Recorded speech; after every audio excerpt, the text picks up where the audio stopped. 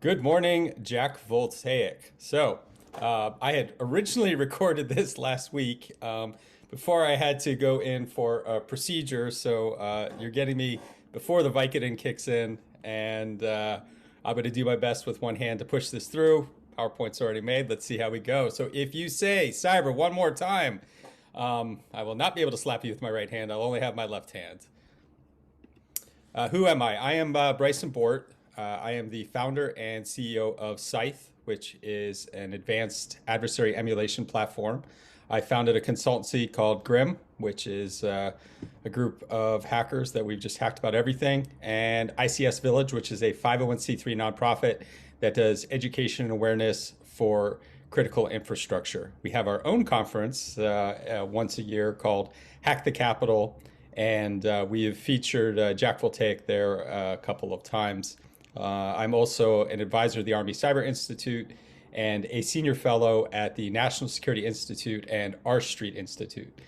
And I am the unicorn in the cybersecurity world.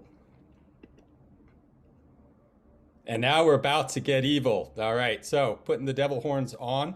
One of the biggest things that I'd like to talk through as we go through discussions on offensive cyber and resiliency is making sure that we never forget the attacker mindset while we do it. All right, so first of all, the challenge, the reason I named it this, is that if you are a combat arms soldier, what do you think of cyber and these computers?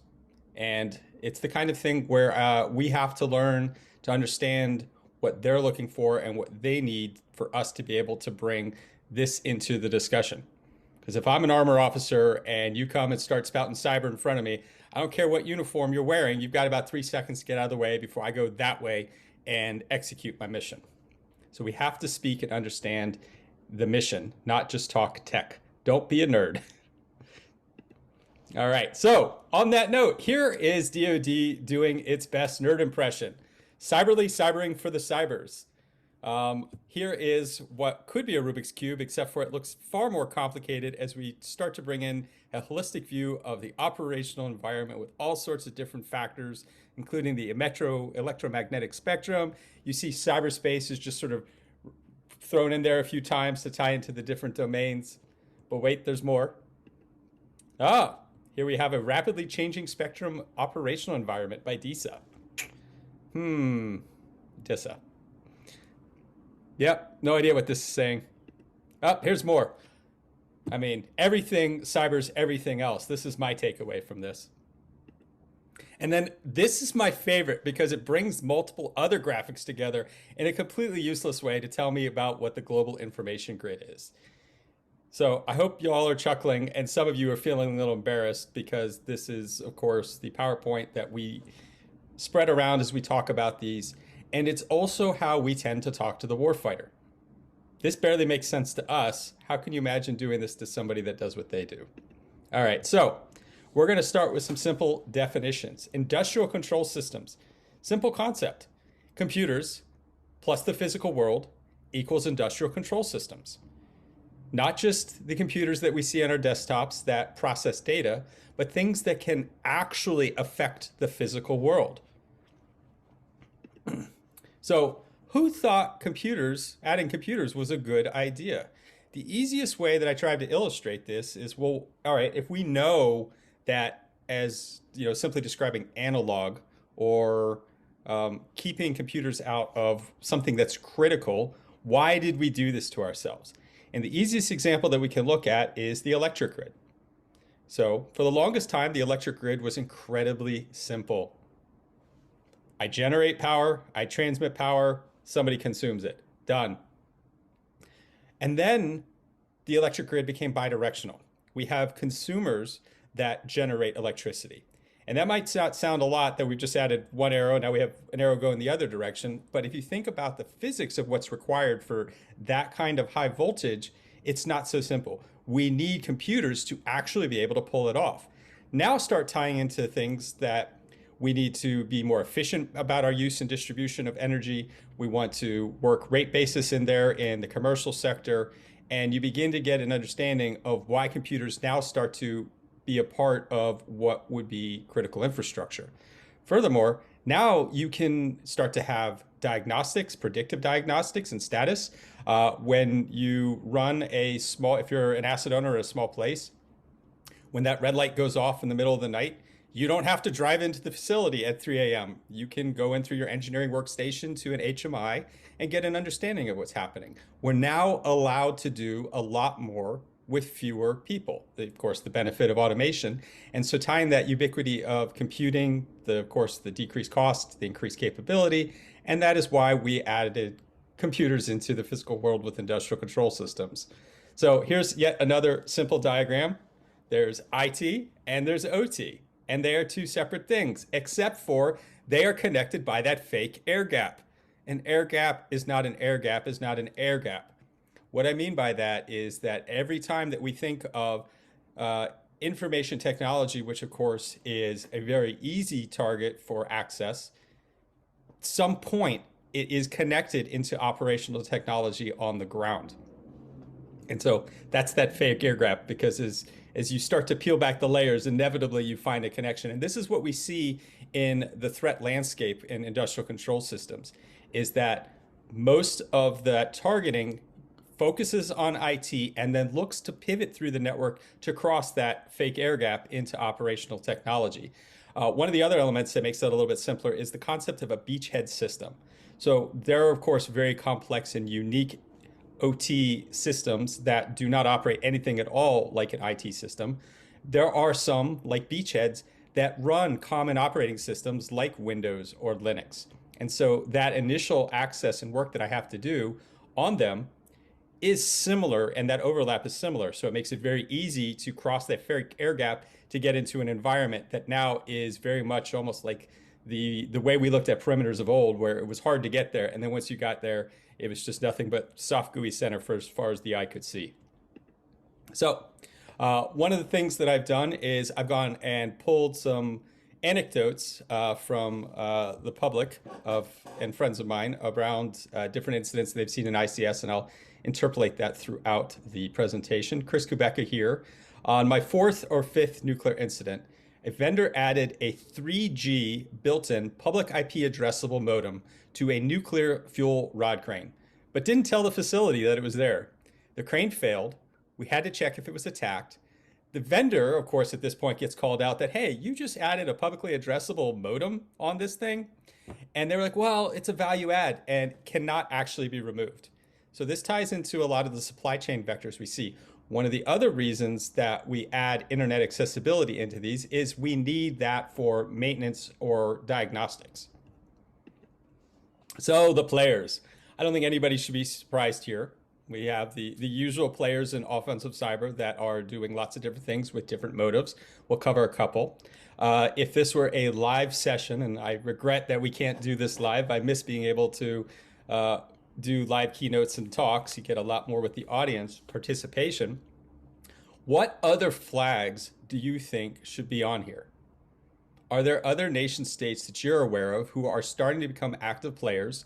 And then that follow-on question is, why?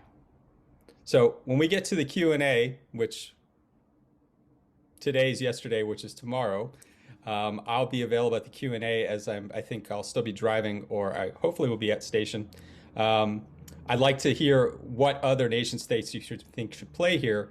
But of course, the reason why is, besides the mouthful of saying asymmetric, because this is an easy way to inflict cost on the United States or on our allies. It's very cheap to build cyber. That red line of when do we cross it, that's going to provoke a response. We have not really seen that, almost regardless of the poor behavior. And so that economic utility of continuing to use offensive cyber is quite compelling. And again, with it being so cheap, it's an easy entry to being a nation state player. All right, so America. We live in the glassiest house. We are the #1 economy. That private sector is the soft underbelly of a target. As much as we might all see challenges around what we see in government, the private sector writ large and by writ large is taking into fact that there are millions and millions of businesses that make up that private sector. And many of them, to quote Wendy Nather, are in the have-not category. Cybersecurity is a low priority. They don't have the resources to be able to mount an effective defense as the offensive temperature continues to rise. And this, of course, ties into our challenge with critical infrastructure. Part of being the #1 economy is having a very advanced and computerized and interconnected infrastructure that is just begging for somebody to throw rocks at it. Well, who throws rocks at it? Russia, right? So the way I summarize Russia in this instance is like a chaos agent. Now, that's not quite fair. So first thing I want to make clear from that is I think it is a mistake to think of any of our adversaries as crazy or unhinged or anything else. It is merely a different system of decision making than what we have. And if you look at an authoritarian regime that is trying to prop up itself on the world stage from no longer being an obvious #1 world power back when it was the Cold War, well, what can they do? There's not a lot that they can do kinetically. So they have to use, of course, going back to that economic utility of offensive cyber, that's kind of their primary driver. And I think they've been very careful with the limits of what they've done. The irony, perhaps, in the context of this keynote at this conference is that I think the greatest damage they did was SolarWinds, which, of course, was an IT network management product. And then China. And I intentionally gave the fisheye view of the sheer size of a picture of here of Chinese cyber operations. And the advantage they have is one of scale. They have 4 times as many folks as we do. No, they are not the #1 economy, but they are able to grow at a speed, and they're able to put that size and speed of just having that many people to bear. I believe that we've pivoted from what has been described, and I think most recently attributed to FBI Director Christopher Wray, as the greatest transfer of intellectual property and wealth in the history of humankind, to they're now starting to, they've stolen most of the things that they need to steal. They're still going to conduct the espionage intelligence operations that just about every intelligence service in the country does. But I think they're now starting to look at a more muscular element of how to bring that to an economic point as they try to expand their influence. And then, of course, I don't think a surprise to anybody of what they're planning to do regionally. All right, so who are the hoodies? Now, the reason I'm bringing this part up is this is more that traditional, the private sector of offensive security. And how we've seen this play out in the past few years is a real shift from the way that operations used to be done. The first is that nation states didn't trust amateurs. They do now. And why? So when we look at these amateurs, I have 3 representatives here. The first is the scammer, the constant fish, organized crime, and then, of course, hacktivists. So each has their own motive. And that first question is, well, based on what we see in commercial breach data, what is the most common kind of group in the world? And it is organized crime, 55%. Now, as we know, this is tied into nation state pieces. First is the example with Colonial Pipeline. We have attributed this to the dark side ransomware developers, and then the groups, the operators that used that ransomware as a service to conduct this. Now, they are based in Eastern Europe and or Russia. We know that Russia, at a minimum, has turned a blind eye to these kinds of offenses. And possibly there's a level above that of state-sanctioned support. So there's this hypothesis on this direction from anything from, we tolerate you being here, we're willing to give you a little bit of direction, to possibly sharing targeting and or tradecraft. I just recently wrote an op-ed with Dr. Paul Rosenzweig that we published in USA Today on this, where Colonial Pipeline really got the attention of what I would call the lay citizen. Those of us who work in this day in, day out, just like the admonition I made at the beginning of this keynote of focusing on how to speak to combat arms, who we need to get to understand, we have the same problem when we look at the greater population of the citizenry. They don't, this is not on their radar until, turns out, when you affect oil and gas in a hydrocarbon economy, you got their attention. And so our op-ed hypothesized that the next line, so playing off the concept of the cyber red line of what would provoke kinetic or warfare response, of that red line would be the brown line of what if gas powers the hydrocarbon economy, then surely coffee powers the human economy and would be the next kind of thing that would get the attention of the general population if that was affected in that supply chain. All right, so motives. Obviously, organized crime being 55% of what we see, that primary motive is finance. Tying this back into intelligence, of course, that means all I have to do is pay. Political agenda. So we've seen nationalists, particularly out of Iran, hackers, and then the more mundane corporate espionage, making a statement or causing chaos, like Anonymous, or just simple revenge. So bringing some humor into this and tying this together, the finances of organized crime. A Netherlands passport goes for $4,000, a US driver's license for $100, and then a New Jersey ID for only $50. So what does that tell you? Nobody wants to live in New Jersey. I'm kidding, for those of you who live in New Jersey. These are jokes. Another one, American Express with PIN, $35, Visa with PIN, $25, and then a Walmart account with credit card attached, only $14. Visual indicators of what you're buying. All right, don't be a gatekeeper. Graham was testing an automated gate. He got double booked with some random technician. He was reverse engineering the binaries on the gate and found that there were some undocumented request types. Commonly seen in a lot of embedded devices and industrial control systems is that there are unique protocols or functions available.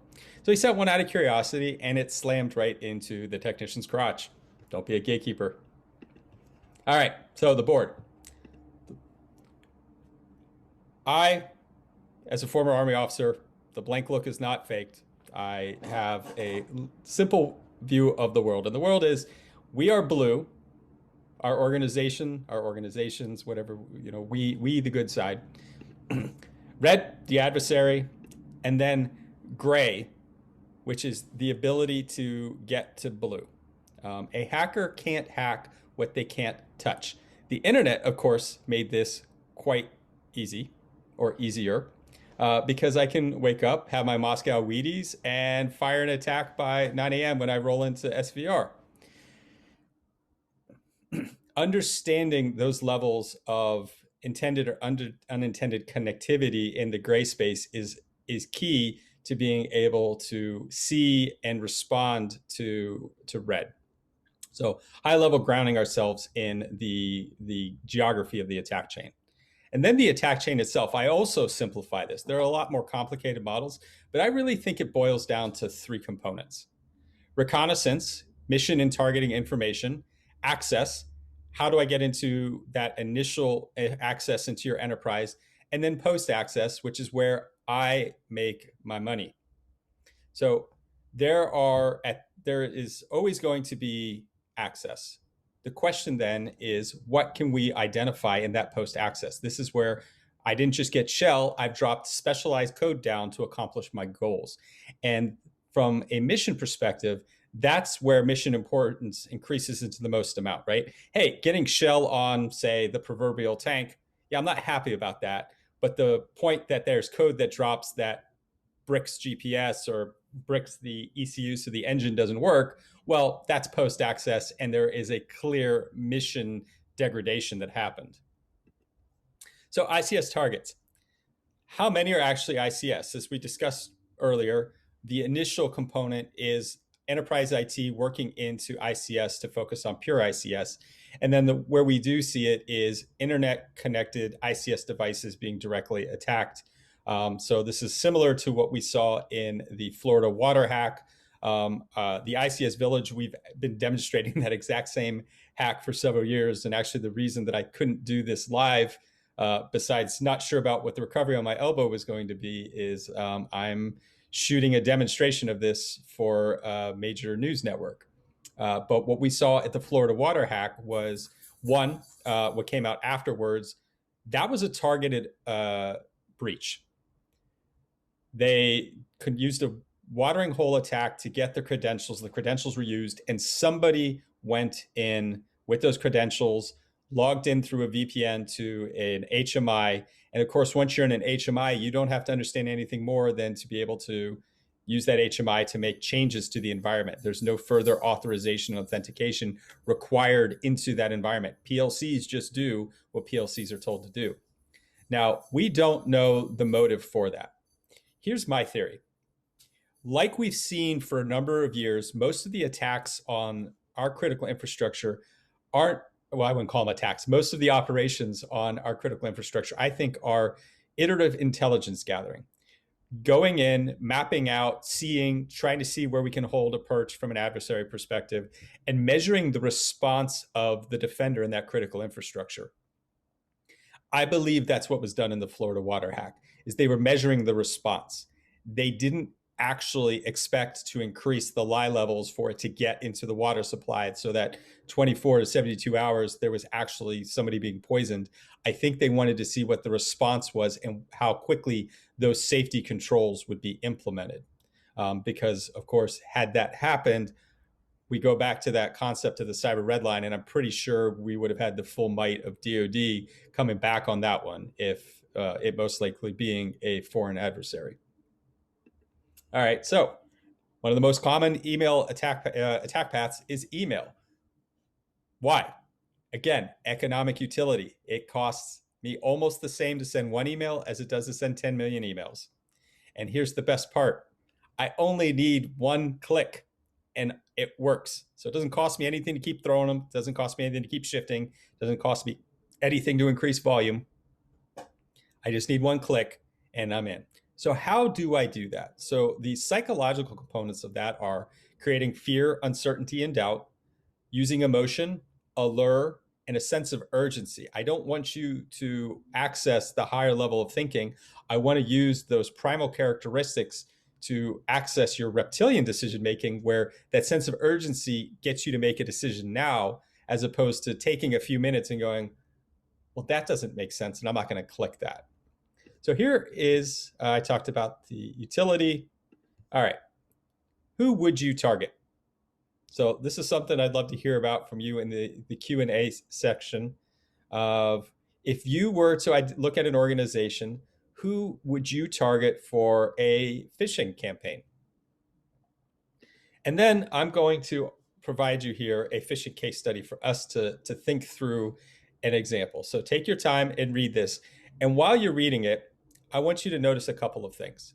First of all, we just talked about the psychological considerations for a phish.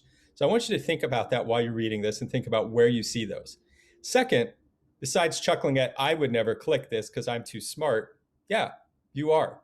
So who does and why? The person who is behind the persona of Miss Naomi Surugaba, who's definitely not Naomi Surugaba, speaks perfect English and yet still wrote this email this way. Why? Because they only want dumb people to click. The phish I bring in, I want a high percentage of success. I don't want to bring in somebody who was smart and wastes my time. I want to bring in somebody who was dumb enough to get engaged and will at some point be more likely to return with a bank account, a social security number, etc. Okay, so here are the lures that here are the psychological indicators we see. We see an initial emotion of appeal. We see an emotion of flattery. Obviously, the persona is a woman appealing to a man in this regard. We see the lure with use of money. And then, of course, a sense of urgency that you have to act quickly. All right, so there are only 5 categories of access. Of all the different ways to do this, it all boils down to 5 categories. So exploitable vulnerabilities in internet facing. So there is code that I can take advantage of that, again, hacker can't hack what they can't touch. This is internet facing, I can. Abusing internet facing authentication mechanisms. So finding a way to defeat the traditional user ID password. Phishing using those credentials goes into number 2. And then one that I think a lot of folks don't think about, but I think is particularly relevant to military and intelligence, is gaining physical access. So phrased a different way, that is gaining close access. That is using an asset that is insider threat from a corporate perspective or a mission perspective. And then, of course, supply chain attacks, most recently popularized by SolarWinds. Supply chain attacks tie to something I've been saying for a number of years. Your risk is not your risk alone. Your risk exposure is the combination of all of your assets and people tied to any third party that's a part of that, whether that is a cloud solution, whether that is software that's getting updated, whether that is a contractor that's coming into that, whether that's your data on somebody else's network. You now start to see how your risk exposure is a lot larger than the simple configuration management understanding of what's in my scope. Also, just to orient, the T with the numbers in the parentheses, those are references to the MITRE ATT&CK framework code to more detail on those specifics. So it gives you the TTPs for it. All right, so post-access. Turns out attackers, once they gain access, don't always know immediately where they've started. I've been conducting a campaign. I've been conducting a number of campaigns. I've been targeting multiple pieces inside that organization. The first callback I get, okay, do I know where I am? Where am I? All right, I'm here. All right, I have intelligence. If I have a mission package, so I'm able to look up that targeting, figure that out, or maybe I don't, and I need to start my post-access reconnaissance. So where am I? Where do I want to be? Where do I need to accomplish that goal? Going back into that earlier element about how IT is the traditional, most common way into OT. If I'm going for an ICS attack, I'm thinking about where am I in this IT environment and where is that likely fake air gap for me to make that jump into the OT environment and get to my ultimate mission objective and iteratively executing in that line. So why does defense fail? Oh, sorry, this is DoD. I shouldn't use a commercial. Okay, so why does defense fail? Picking on it a little bit earlier from the previous charts where I was making fun. The point being is we have all of these things. We have all of these products. We have all these certifications. We train all these people. We have all these processes. We have all this policy, all of this. And we've been building it up year over year. Why does it always fail? There is no organization in this world that is unhackable. How is that possible? So, first of all, the entire attack chain, which I simplified, is infinite. There will always be, you can't stop me from doing reconnaissance. That's just not possible. Second, you can never keep me out. There is no way, there is no scenario that you can keep a determined adversary out of your perimeter, however you define that perimeter. And so understanding that those are infinite spaces of possibility means that all of these eventually lead to compromise. So we have all of these products and we invested all that to try to harden our perimeter, but recognizing the fact that that perimeter, we've just increased the cost and will inevitably be breached. And a twist on things, the more product you have, the more complex that product, the security products are also a part of the attack surface. And so that increased complexity also offers an increased opportunity for compromise to move in. All right, so another poll to the audience. How is an attack found? What percentage of incidents are initially detected by the security team? And again, and I couldn't resist, I love having cyber warriors wearing Kevlars at computers in an office environment. Really just makes you taste the cyber napalm in the morning. 5%, only 5% of initial reports are found only from security team detection. The common way that an attacker is found is they make a mistake. So there's two ways for that. One, of course, bad hackers, bad actors are fallible. They make mistakes. Things change in your environment, which they were not prepared for. Heterogeneity is your friend, and that creates noise, and that's how they're found. I like to point out that ransomware kind of announces itself. So the detection of ransomware is when ransomware happens. And then, of course, the eponymous third party. Somebody else finds the activity and alerts you to it. On the hacker making a mistake here, my friend Dan Tentler talked about a pen test he was doing where a device that they found in the network actually turned out to be a Roomba vacuum. But at the time, they didn't know that. So they were interested in trying to figure out what to do with it before they realized that that's what it was. Okay, so to Jack Voltaic. Jack Voltaic is a great exercise that's been going for several years. I'll presume that everyone is generally familiar with it in the audience, considering this is the Jack Voltaic conference, and there are a number of speakers talking about it. But the simple thing that tying it back to we have to speak to the warfighter, that's what Jack Voltaic did. They looked at a way to build up people, process, and technology and a framework for conducting assessments of what could happen to force projection with critical infrastructure identified. So this is a great idea. This is the kind of thing that we want Army Cyber Institute to be doing. Finding unique research ideas, proving them, getting that warfighter understanding and insight, and making improvements to make everything better. Now to the challenge. Army Cyber Institute may not be the best place for this in the long run. It's not meant to be running a program of record. Furthermore, I would say that Jack Voltaic carved out of what is roughly 70 FTEs at Army Cyber Institute is not the proper staffing to accomplish what we need to happen across Army and potentially DoD writ large, which starts to get into an organizational question we have. Where is its home?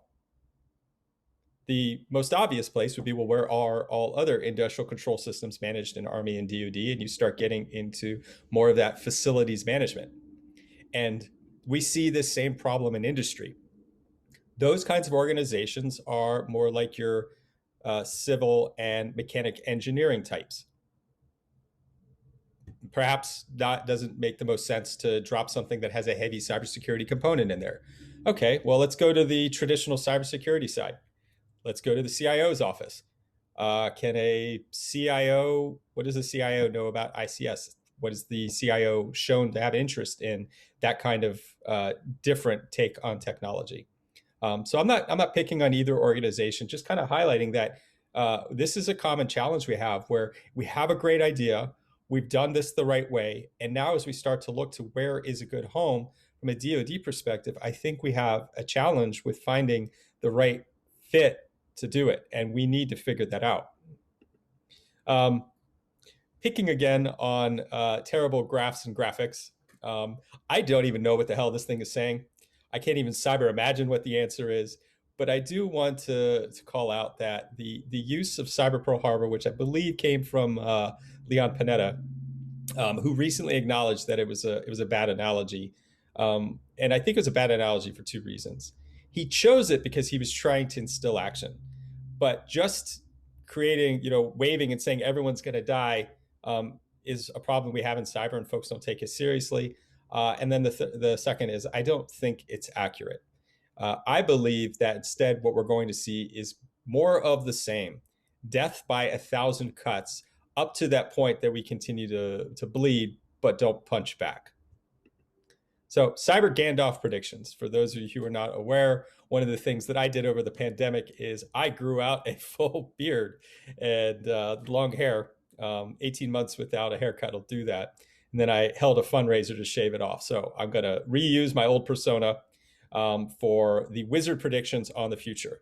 The first is where I think we're going to see ransomware first crossover into the environment that, again, goes back to really causing panic at the citizenry level, which is ransomware on a car in 3 years. Cars are almost all software systems these days. The complexity is staggering and amazing. That's part of where we can get such amazing automobiles. and they're interconnected. And they're a lot like industrial control systems with unique embedded devices in those ECUs. So I believe that someday in the next 3 years that we'll first see somebody go somewhere in the world, wakes up, drinks their coffee, goes downstairs to go to work, turns on the car, and that infotainment system pops up that dreaded ransomware picture, sends Bitcoins here to turn your car on. I don't think this is going to be a shock. SolarWinds 2, the sequel, more compromise. Supply chain vectors are simply too inviting, regardless of how much damage they do. And there's going to be more of that.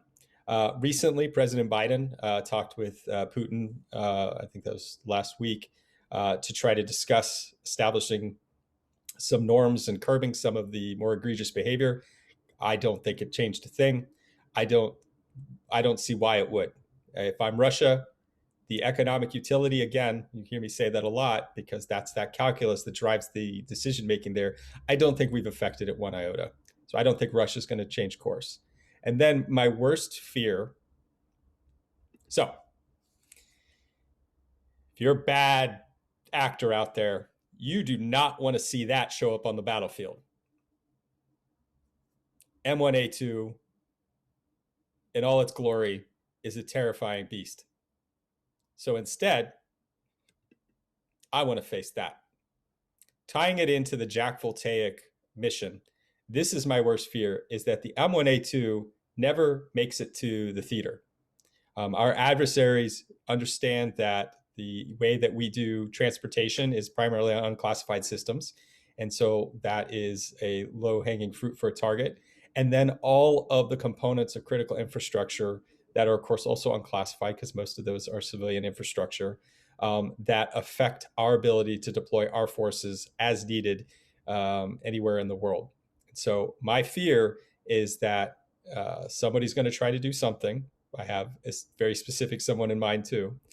And we are going to be fixed in place. I don't have to destroy a tank. I just have to hold it off for a number of hours longer than it needed to be. Maybe that's 24 hours. Maybe that's 96 hours. And then that battalion, that brigade, that unit doesn't show up until I've entrenched my position. And now it's a completely different fight where the calculus of cost on our side is potentially too high to consider.